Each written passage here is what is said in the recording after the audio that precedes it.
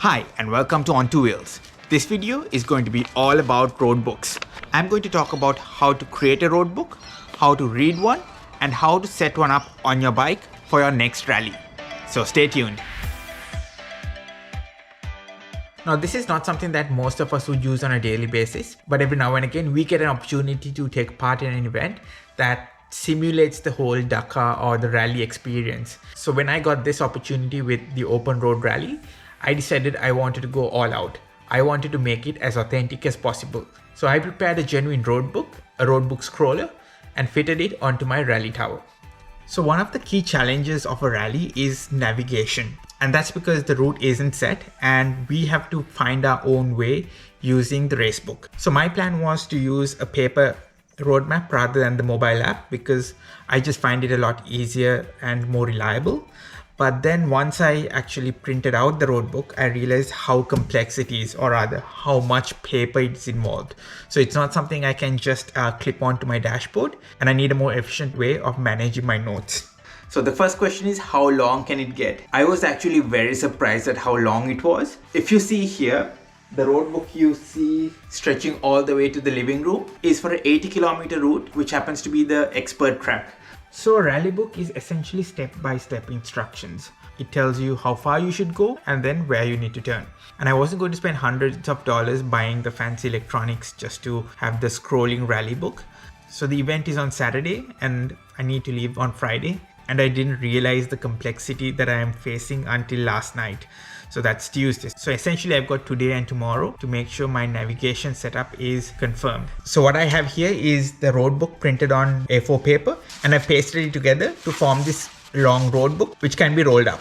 So based on what I've seen on what the riders on the Dakar and other rallies do, what we need to do is make note of all the turns and all the key landmarks that we pass along the route. On the road book, there's three main sections. First, we have the distance counter, which tells you how far from the starting point it is. So essentially what you need to do is zero your trip meter at the very beginning and then start tracking the map. So for example, 082 would mean 820 meters. 137 would be 1 kilometer and 370 meters. So at the very beginning, I see that they've actually given a legend saying what it means. And each box is also numbered to indicate exactly which point you are in. The second part of each direction is the arrow. You'll have a straight line, which means you're going straight, or straight and left. So you're turning left, or you go straight and turn right.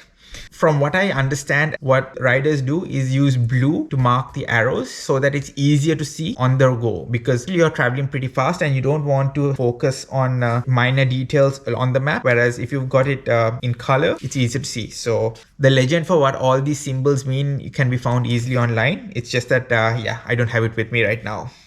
It's a lot easier to read rather than a physical map of an entire area. The third main part of the road book or a road book instruction is the box right next to it. So depending on how it's printed, that third box could be on the right hand side or it could be below the first two steps. And this is normally used to make notes or to give any specific instructions. For example, if you see here, it says that there's 3 arrows, which means it's quite dangerous. And it says there's deep ruts and to keep right. So I'm now going to pretty much go through this entire road book and mark all the arrows. And if there's any areas that I want to make special note of, I'm going to make note of them in different colors. I might use green for landmarks and red or pink for anything that I need to pay special attention to. So this kind of junction is probably going to be pretty tricky. So I should really be careful. So I'm going to make myself a note to slow down and pay attention.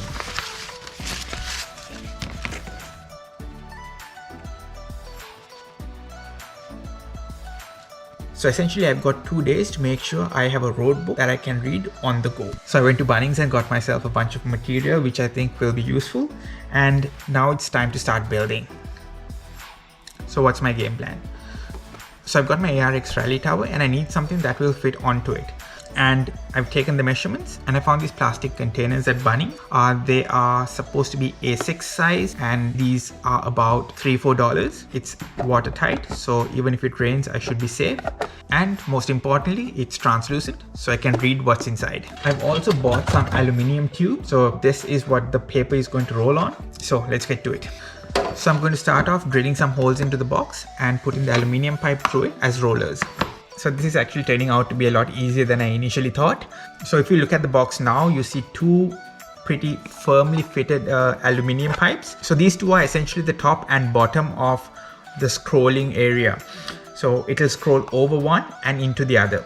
This is 10mm aluminium. So the next step is to drill out 2 more holes, and that will be for the main scrollers, 2 pipes that the paper will be rolled on. For that, I've chosen 16mm aluminium. A large diameter means you need to turn it a lot less to progress the roadbook. So I'm going to start drilling that out. So this is going to be a little bit trickier because I don't have a drill bit that's 16mm. So what I have done is heated up the aluminium pipe over the gas cooker and just melted the plastic right through. You get a perfect hole, and it's just the right size. Best idea I had all day.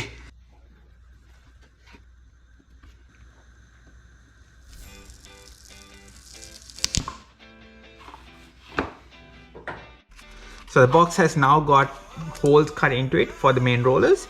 So I'm going to put that in and then start to roll the paper around it. As nice as this is, it's not very user friendly because the aluminium pipe might not be easy to grip. So what I've done is got some door stoppers from Bunnings, and these are 16mm, the exact size of the pipe. When you fit it at the tip, it actually becomes a sort of a rubber grip which you can turn the rollers with. Not a bad idea, right? So these are the door stoppers that I got. Oh, sorry, I need to correct myself. These aren't door stoppers. These are actually round chair tips. So basically what you use to keep your floor from being scratched by chairs. Because I was in a rush and I couldn't afford to go there again, I got door stoppers as well. But yeah, I'm not going to use them. I'm going to go with the chair tips. Yep, so this is what's going to happen. It's just going to roll right on. Perfect, perfect, perfect. So before I put the actual rally book in, I'm going to do a bit of a test run and roll some regular paper and see how that goes.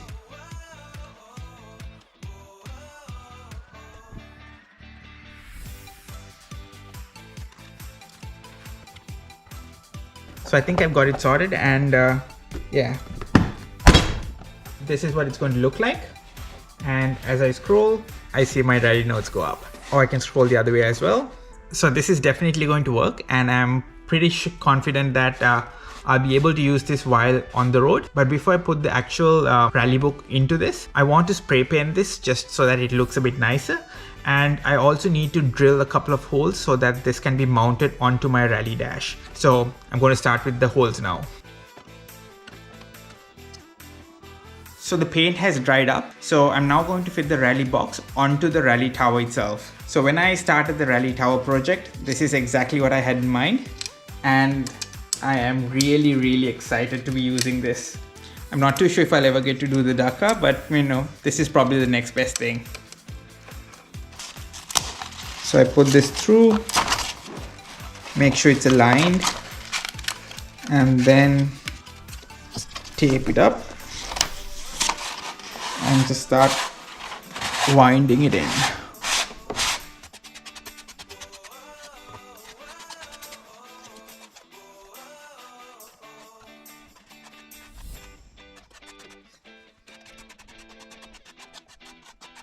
So I've got pretty much everything sorted out with the Roadbook now. This time yesterday I was panicking because I had absolutely no idea what I was going to do about the Roadbook. I was thinking about it throughout the night, all day long, then did a trip to Bunnings, found everything I need to make sure that my Roadbook reader is ready. So in addition to the manual hard copy Roadbook, I am considering using the digital Roadbook as well. To add the digital Roadbook, it's not going to be too difficult. The Rally Tower has plenty of space. So what I'm going to do is add a RAM mount over here on this side and attach the mobile phone to this side. I should be able to power the phone through the Rally Tower as well. In addition to that, I've got my GoPro mount here, so I might have another action camera mounted over here. Come Saturday, I'll be scrolling through my Roadbook and riding away. So, how was the Roadbook reading experience? I actually enjoyed it. This simple Roadbook reader did exactly what it was supposed to do. The only issue I found with this was that I found that the Roadbook was unspooling itself under the engine vibrations. So all that needed was a little bit of tightening up, and I put a little bit of sticky tape just to kind of keep it a bit tight, and everything was perfect. So this was definitely a simple approach to having a Roadbook, and it made the rally a lot more enjoyable. Could I have managed using a mobile app? Yes, I probably could have. But would it have been the same experience? Probably not. So this was a much more enjoyable experience, and I'm glad that I used this. So if you have been following my channel, and if you have seen my open roads rally videos, you will see how I use the Roadbook. I hope you found this useful and gave you an idea on how to create your own Roadbook reader and set it up on your bike. And maybe next time I see you on a rally, you'll be reading one too. So if you enjoy this, don't forget to give this video a thumbs up.